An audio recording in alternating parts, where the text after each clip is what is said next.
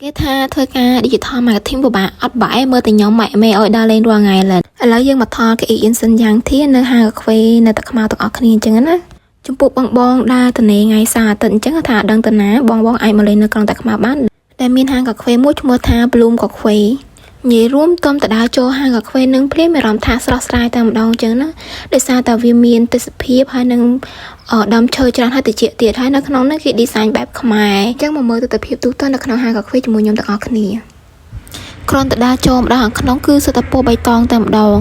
និយាយរួមសិតតែដើមឈើរុក្ខជាតិហើយចំពោះទីធ្លាវិញគឺធំទូលាយសម្បូរដោយសិស្សានុសិស្សគាត់មករៀនឬក៏អ្នកធ្វើការឬក៏គេមករំហែកាយនៅថ្ងៃសៅរ៍អាទិត្យអញ្ចឹងណាហើយណាមួយកន្លែងហ្នឹងគឺស្អាតទូលាយបើនិយាយពីការរៀបចំការតុបតែងរបស់គេគឺបែបខ្មែររចនាបថគឺបែបខ្មែរតែម្ដងវាហើយកន្លែងហ្នឹងអត់មែនលក់តែកាហ្វេទេdrink ផ្សេងក៏គេមានលក់ដែរយើងមើលហាងកាហ្វេប៉ុណ្ណឹងបានហើយណោះឥឡូវមកមើលខ្ញុំវិញម្ដងសម្រាប់អ៊ំពុំមីងដែលមានអាការៈចុកជើងចុកដៃឈឺតាមសន្លាក់ដៃសន្លាក់ជើងចុកចង្កេះជប់ស្មាបងប្អូនអាចសាកប្រើជាមួយនឹងគេអ៊ីនសិនយ៉ាងធៀបបានណាសម្រាប់អ៊ំពុំមីងដែលចង់សាកល្បងប្រើប្រាស់អ៊ំពុំមីងអាចស្វែងរកបាននៅក្នុង page យ៉ាងធៀប Cambodia